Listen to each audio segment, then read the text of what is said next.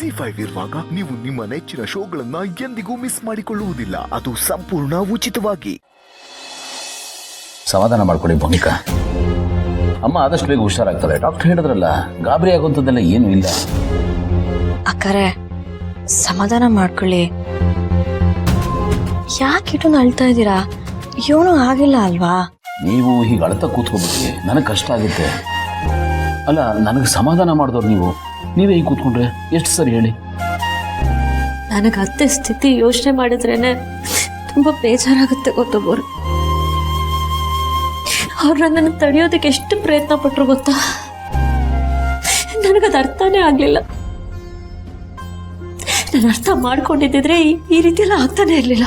ಈ ಥರ ಆಗುತ್ತೆ ಭೂಮಿಕಾ. ಎಷ್ಟೋ ಸತಿ ಅಮ್ಮ ನನಗೂ ಏನೋ ಹೇಳಕ್ ಟ್ರೈ ಮಾಡ್ತಾ ಇದ್ದಾರೆ ಅಂತ ಅನ್ಸುತ್ತೆ ನನಗೆ. ಬಟ್ ನನಗೆ ಅರ್ಥ ಆಗಲ್ಲ, ಏನು ಮಾಡೋಕ್ಕಾಗುತ್ತೆ ಹೇಳಿ? ಗೌತಮ್ ಅವರೇ, ಅತ್ತೆ ಬದಲು ನಾನು ಅಲ್ಲಿ ಹೋಗಿದ್ದಿದ್ರೆ ಏನ್ ಬೇಕಾದ್ರೂ ಆಗ್ಬೋದಿತ್ತು. ನಮ್ಮ ಮಗುಗೆ ಹೆಚ್ಚು ಕಮ್ಮಿ ಆಗ್ಬೋದಿತ್ತು. ಅದ್ರ ಬಗ್ಗೆ ಯೋಚನೆ ಮಾಡಿದ್ರೆ ನಮ್ಮ ಮೈ ತಣ್ಣಗಾಗುತ್ತೆ. ಈಗ ಆ ಥರದ್ದೆಲ್ಲ ಏನೂ ಆಗಿಲ್ವಲ್ಲ, ಬಿಟ್ಬಿಡಿ ಅದನ್ನು. ನಿಜ, ಆ ರೀತಿ ಏನೂ ಆಗಿಲ್ಲ. ದೇವ್ರೆ ಅತ್ತೆ ರೂಪದಲ್ಲಿ ಬಂದು ನಮ್ಮ ಮಗುನ ಕಾಪಾಡಿರೋದು. ನನಗಾಗ್ಬೇಕಿದ್ದ ಅಪಾಯನ ಅತ್ತೆ ತಂದ್ಮೇಲೆ ತಂದ್ಕೊಂಡ್ರು. ಎಷ್ಟೇ ಆದ್ರೂ ತಾಯಿರುತ್ತೆ ಅಲ್ವಾ, ನಮಗೋಸ್ಕರ ಮಿಡಿತಾನೆ ಇರುತ್ತೆ. ಅಪ್ಪ ಹೇಳೋದು ನಿಜ. ಅತ್ತೆ ಪುಣ್ಯಾತ್ಮರು. ಅವ್ರು ಬರೀ ಒಂದು ವ್ಯಕ್ತಿ ಅಲ್ಲ, ಒಂದು ಶಕ್ತಿ ಅವರು. ಆ ಶಕ್ತಿ ಯಾವಾಗಲೂ ನಮ್ಮನ್ನು ಕಾಪಾಡುತ್ತೆ. ನಮ್ ಕೇಳಿ, ಯೋಚನೆ ಮಾಡಬೇಡಿ, ಆರಾಮಾಗಿರಿ. ಅಕ್ಕಾರೆ ಸಮಾಧಾನ ಮಾಡ್ಕೊಳ್ಳಿ. ಬಾಬಾರ್ ಹೇಳ್ತಾ ಇರೋದು ದಿಟ್ಟನೇ ಅಲ್ವೇ? ಏನೋ ದೊಡ್ಡದಾಗ ಆಗ್ಬೇಕಾಗಿರೋದು ಸಣ್ಣದಲ್ಲಿ ಹೋಯ್ತು ಅಂತ ನಮಗೆ ನಾವೇ ಸಮಾಧಾನ ಮಾಡ್ಕೋಬೇಕು. ನೀವು ಅಳ್ಬೇಡಿ.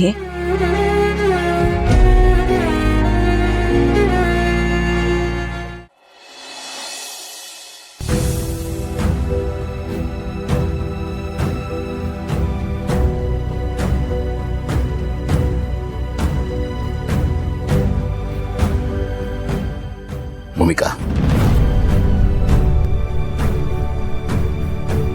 ನೀವು ನಮಗೆಲ್ಲ ಧೈರ್ಯ ಹೇಳೋರು, ಸಮಾಧಾನ ಹೇಳೋರು.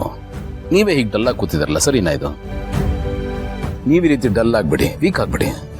ಆಮೇಲೆ ನಾವು ವೀಕ್ ಆಗ್ಬಿಡ್ತೀವಿ ಅಷ್ಟೇ. ನೋಡಿ, ಇಂಥ ಟೈಮ್ನಲ್ಲಿ ನೀವು ಯಾವುದನ್ನು ಅತಿಯಾಗಿ ಮನಸ್ಸು ಹಚ್ಕೋಬಾರ್ದು ಅಲ್ವಾ? ಆದ್ರೂ ನನ್ನಿಂದ ಹೀಗೆಲ್ಲ ಆಯ್ತು ಅಂತ ನೋವಾಗುತ್ತಲ್ವಾ? ಇರ್ಲಿ ಬಿಡಿ, ಈಗೇನು ಆಗ್ಬಾರ್ದಾಗಿಲ್ವಲ್ಲ, ಇಷ್ಟಕ್ಕೆ ಮುಗೀತಲ್ಲ. ಸಮಾಧಾನ ಪಟ್ಕೊಳ್ಳಿ. ಇದರಲ್ಲಿ ನಿಮ್ಮ ತಪ್ಪೇನೂ ಇಲ್ಲ ಭೂಮಿಕಾ. ಇದೊಂದು ಆಕಸ್ಮಿಕ ಅಷ್ಟೇ. ನೋಡಿ, ನೀವು ಕೊರಗಿ ನಿಮ್ಮ ಮನಸ್ಸಿಗೆ, ದೇಹಕ್ಕೆ ಯಾಕೆ ಶಿಕ್ಷೆ ಕೊಟ್ಕೋತೀರಾ? ನೀವೇನು ಯೋಚನೆ ಮಾಡಬೇಡಿ, ಆರಾಮಾಗಿರಿ. ಅದ್ ಹೇಗಾಗುತ್ತೆ ಗೊತ್ತಮ್ಮವ್ರೆ?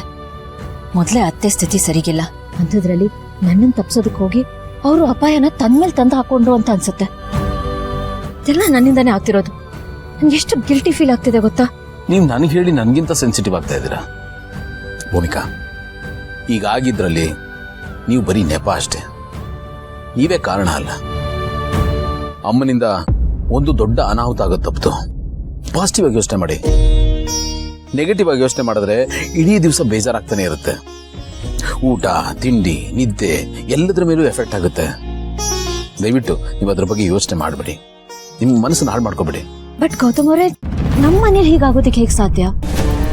ಇದು ನಿಜವಾಗ್ಲೂ ಆಕ್ಸಿಡೆಂಟಾ ಅಥವಾ ಯಾರಾದ್ರೂ ಪ್ಲಾನ್ ಮಾಡಿ ಬೇಕು ಅಂತ ಮಾಡಿರೋದಾ? ಈ ಇನ್ಸಿಡೆಂಟು ನನ್ನ ಮನಸ್ಸಲ್ಲಿ ಒಂದಷ್ಟು ಪ್ರಶ್ನೆಗಳನ್ನ ಹುಟ್ಟಾಕಿದೆ. ಅದ್ರ ಬಗ್ಗೆ ನೀವು ಯೋಚನೆ ಮಾಡಬೇಡಿ, ನಾನು ನೋಡ್ಕೋತೀನಿ. ನೀವು ಬನ್ನಿ, ಬಂದ್ರೆ ರೆಸ್ಟ್ ಮಾಡಿ. ZEE5 ಆಪ್ ಡೌನ್ಲೋಡ್ ಮಾಡಿ ಎಲ್ಲಾ ಸಂಚಿಕೆಗಳನ್ನು ಸಂಪೂರ್ಣ ಉಚಿತವಾಗಿ ನೋಡಿ.